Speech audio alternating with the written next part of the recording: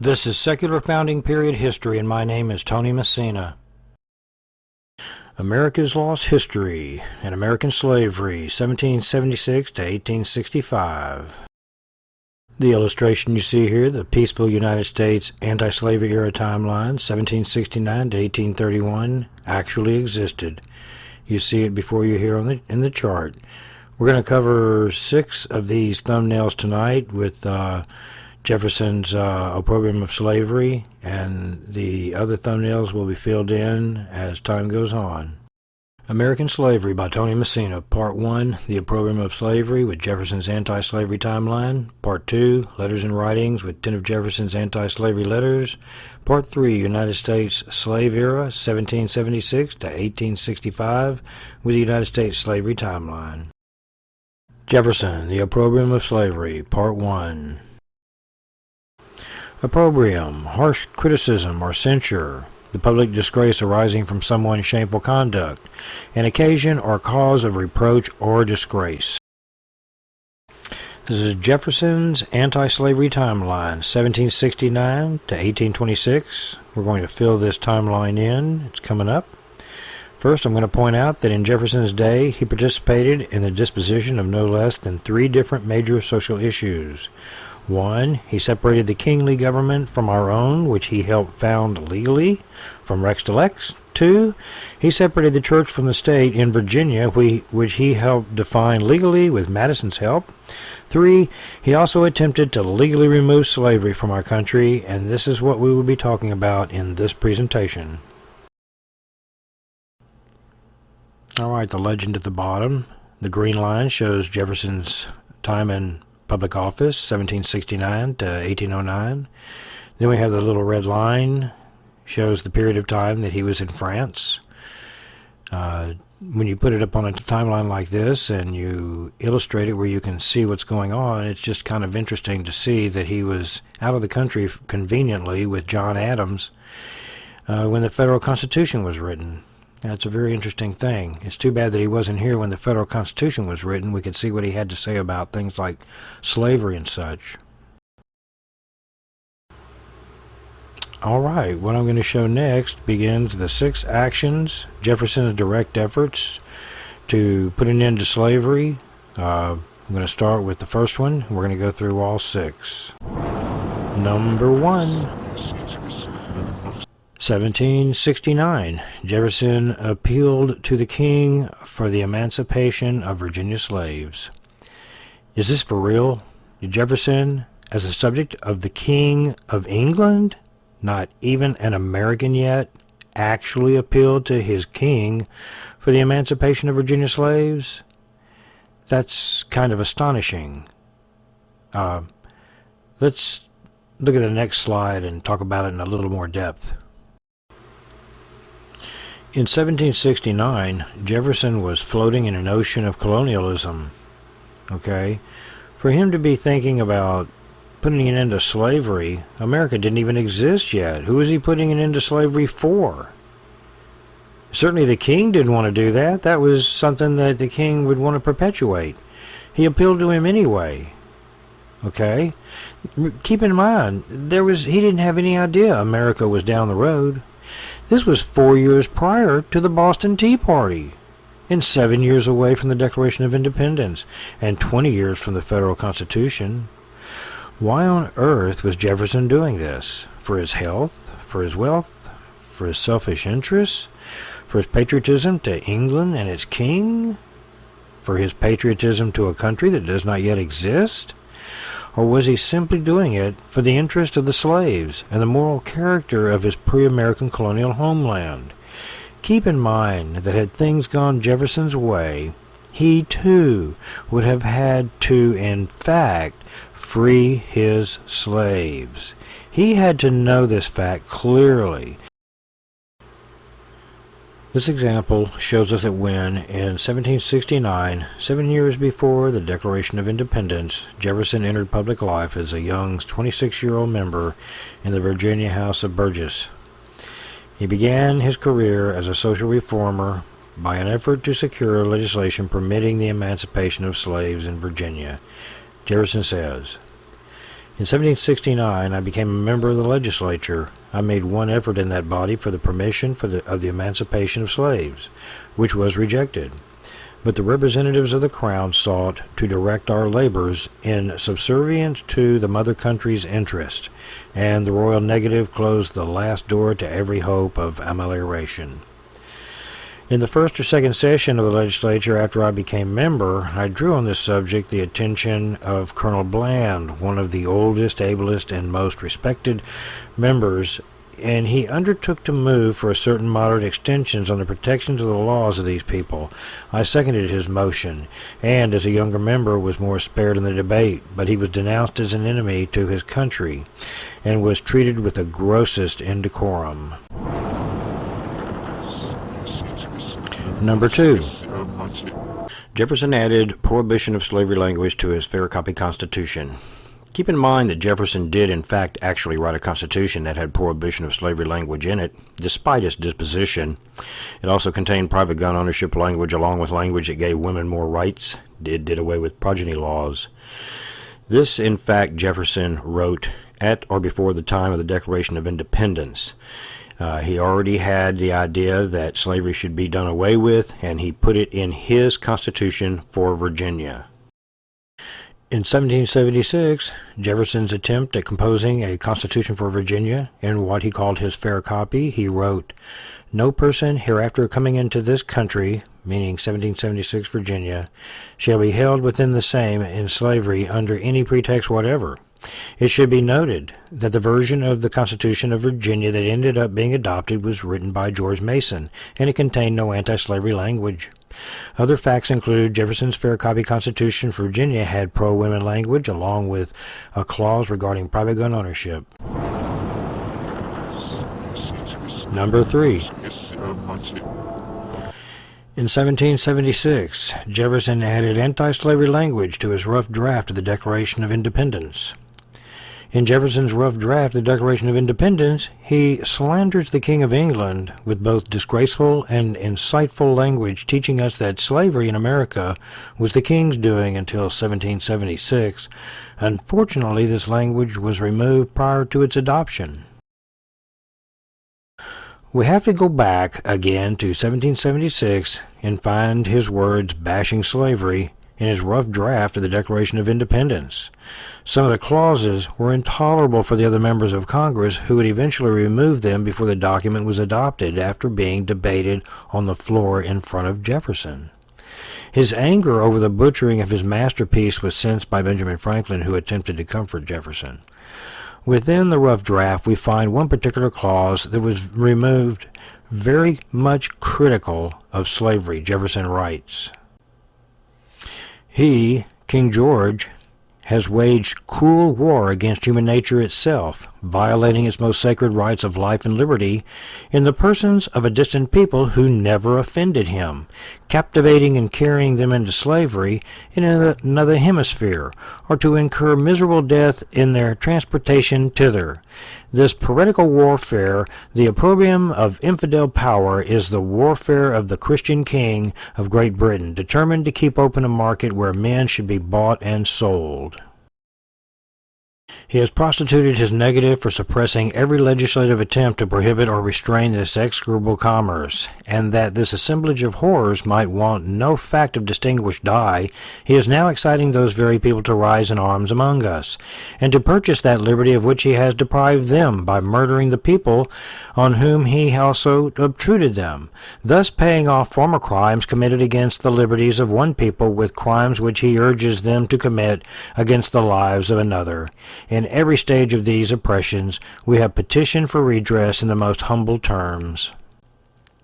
It clearly appears that slavery during the colonial period was a British objective. It was the king and people associated with the king that benefited from the slave trade and apparently controlled the laws thereof.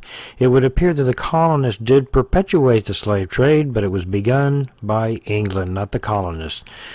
Cost analysis on slavery to the Civil War reveals the incredible expense of having slavery till the Civil War versus stopping it early on. Number 4. In 1778, Jefferson proposed a bill to end the importation of slaves into Virginia. We had gained our independence, and it was time to start doing some work on slavery. You see the highlighted box for 1778.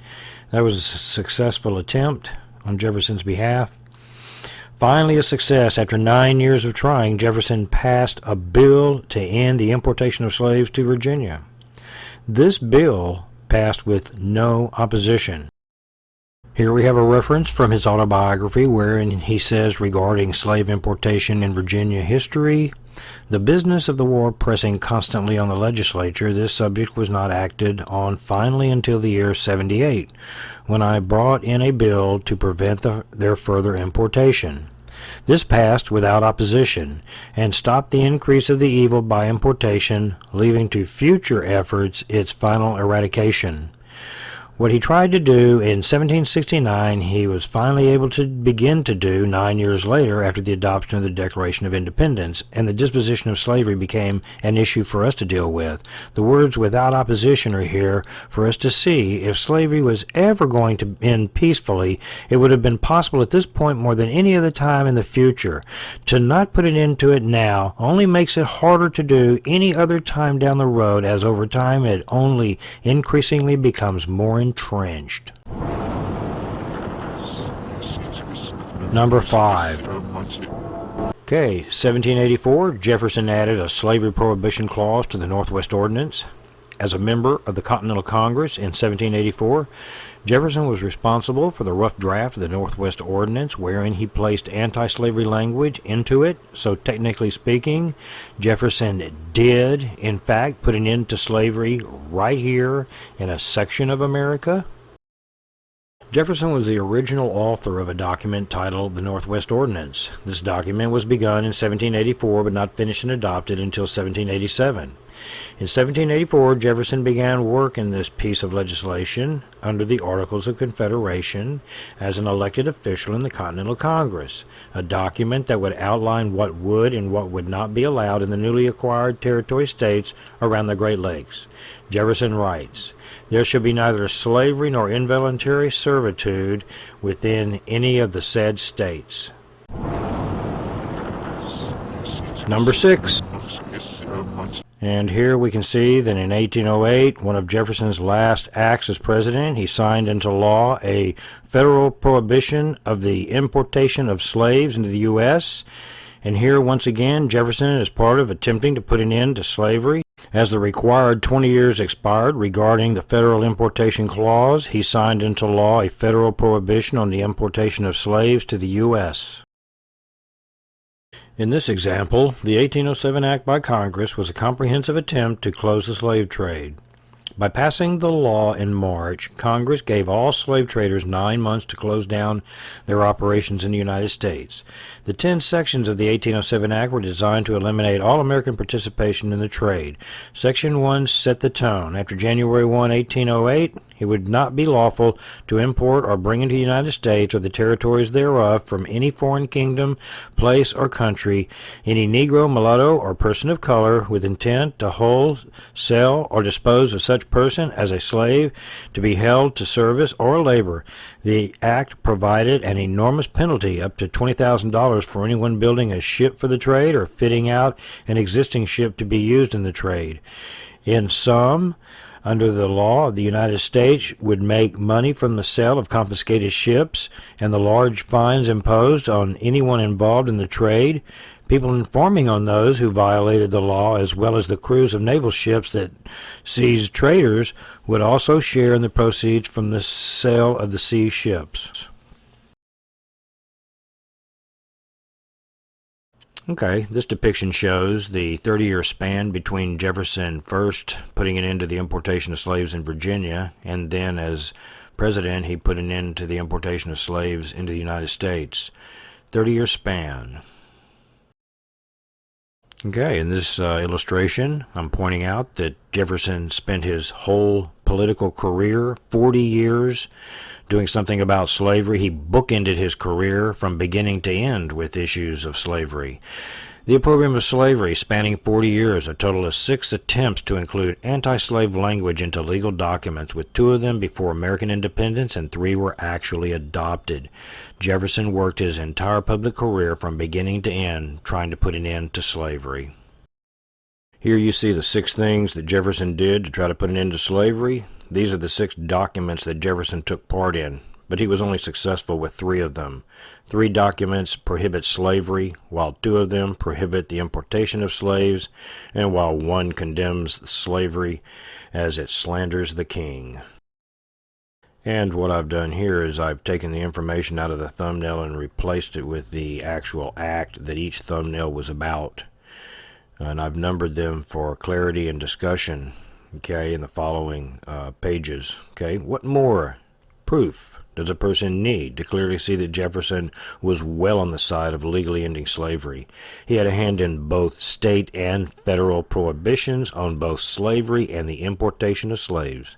What more to end slavery could he or anyone do? And in this depiction, I'm showing you that he could actually have done more. He could actually, if he'd have been here for the writing and the adopting of the federal Constitution, he could have and would have put anti-slave language into that document. I'm certain of it. Especially if Adams would have been here with him. There would have been no 2 ways about it. The shit would have hit the fan right there with a Southern man, Jefferson, putting language into documents that would put an end to slavery. That was his talent. He would have really been a troublemaker in the Federal Convention if he had been there. Okay, can someone please tell me why Jefferson would not have put anti-slave language into the Federal Constitution had he been there? Okay, this depiction shows he would, as a subject of a king, appeal to the king for the emancipation of slaves in Virginia, yet he would not add anti-slave language to the federal Constitution. He wasn't even an American yet. He wasn't even an American. There wasn't an America to exist. Okay? He appealed to the king before he was even an American. Why in the world would he, if he hates slavery, why would he not add anti-slave language to the federal Constitution? Following along here, he would add slave prohibition language to his rough draft Constitution for Virginia. And 2, he would, as a subject of a king, appeal to his king for the emancipation of slaves in Virginia. Yet he would not add anti-slave language to the federal Constitution. And next here, he would add insulting language blaming the king for slavery to his rough draft of the Declaration of Independence. He would add slave prohibition language to his rough draft Constitution for Virginia. And 2, he would, as the subject of a king, appeal to his king for the emancipation of slaves in Virginia. Yet he would not add anti-slave language to the federal Constitution. And once again, here we have he would sponsor a bill to put an end to the importation of slaves in the state of Virginia. He would add insulting language blaming the king for slavery in his rough draft of the Declaration of Independence. He would add slave prohibition language to his rough draft Constitution for Virginia. And 2, he would, as the subject of a king, appeal to his king for the emancipation of slaves in Virginia. Yet he would not add anti-slave language to the federal Constitution had he been there. And then the next example, he would add slave prohibition language to the Northwest Ordinance in 1784 to prohibit slavery. He would sponsor a bill to put an end to the importation of slaves in the state of Virginia. He would add insulting language blaming the king for slavery in his rough draft of the Declaration of Independence. He would add slave prohibition language to his rough draft constitution for Virginia. And 2, he would, as a subject of a king, appeal to his king for the emancipation of slaves in Virginia. Yet he would not add anti-slave language to the federal constitution had he been there. And this final illustration shows that Jefferson would have actually been involved in 7 things had he been here for the writing and the adoption of the federal constitution. He would have had number 6, he would have put an end to the slave importation in the federal constitution, and then he would have, because he'd done it before, he'd done that plenty of times before, so there was no problem with him putting an end to the importation of slaves. And in 1808, we would have then ended slavery. There would have been the federal prohibition of slavery that could take place. Yes, it's easy to see that Jefferson could have been put on a pedestal and worshipped as a founding period god for championing 3 great social issues in his lifetime, that a form of government, separation of church and state, and an end to slavery. Had things gone as described, he himself would have had to free his slaves. Things that Jefferson did do about slavery proves that he would have done the same thing if he had been in the U.S. when the federal Constitution was written. Number 1, 1769, he appealed to the king for the emancipation of Virginia slaves. Number 2, 1776, he added slave prohibition language to his fair copy constitution.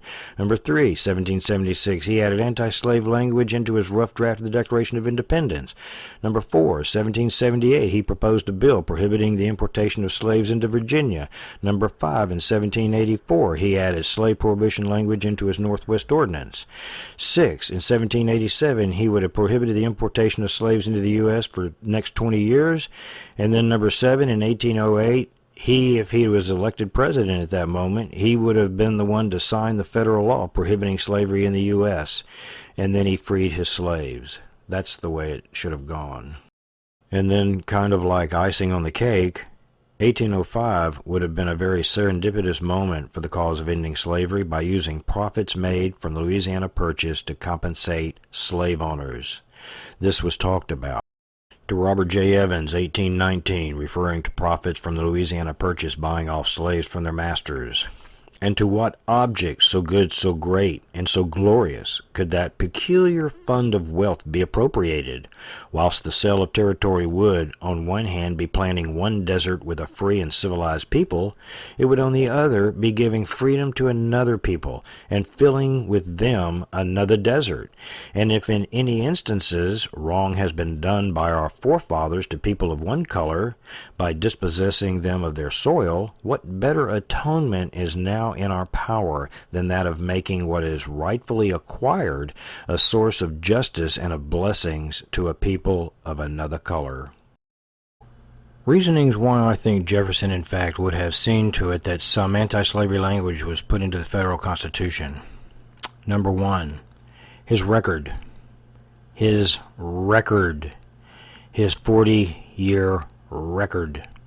Number 2, aside from anti-slave states to the north, Virginia, as part of the southern states, had already put an end to the importation of slaves by Jefferson in 1778. He's done it before. He can do that kind of thing again. By now, several states have done the same. His and most of the country's people's argument against slavery was well established. Number 3, the only 2 standout states against any move in the convention to touch slavery were South Carolina and Georgia. Yet within 10 years, Georgia would itself adopt a new constitution prohibiting the importation of slaves. Where were they 10 years earlier? I would not consider any opposition as opposition enough to stand in the way of what had become a movement to end slavery early on. The political clout that Jefferson, Adams, Franklin, and Washington could have brought to the convention floor in 1787 would have been enormous for anti-slave interests. It could have been then, before Franklin died, that a push to have put some kind of anti-slave language in the federal Constitution might have actually happened. This alone was the only moment that putting an end to slavery peacefully could have possibly happened, but unfortunately that opportunity never presented itself. Reasonings why I think the anti-slavery effort failed. 1. Perpetual and overwhelmingly massive Southern pro-slavery forces over time undermined every inch of any and all anti-slavery efforts constantly. The pro-slavery forces, for well over 90 years to come, were at work continually and perpetually from 1772 to the Civil War's ending, writing pamphlets and vigorously lobbying politicians for a perpetuation of slavery. Number 2, this was a perfect example of what Christian forbearance is not about at all. White male Christian overbearance ruled the day, and they were absolutely brutal. The 10 greatest atrocities of the Civil War were in the South by Southern people. More on this in detail in Part 3. 3. Even some examples of those who freed their slaves only turned sour on the fact that these ex-masters would die broke, teaching others not to bother. 4. There was a naive reliance on future generations taking control and finishing the job of ending slavery. But that never happened at all. Nope, it never happened. 5. The fact is that the evil consumed everyone with a blanket of slavery that simply could not be removed, scrubbed, cleaned, or altered from its present state. By 1831, slavery was on a self-propelled destination with violence, and war would be the only solution to the seemingly never-ending opprobrium of slavery.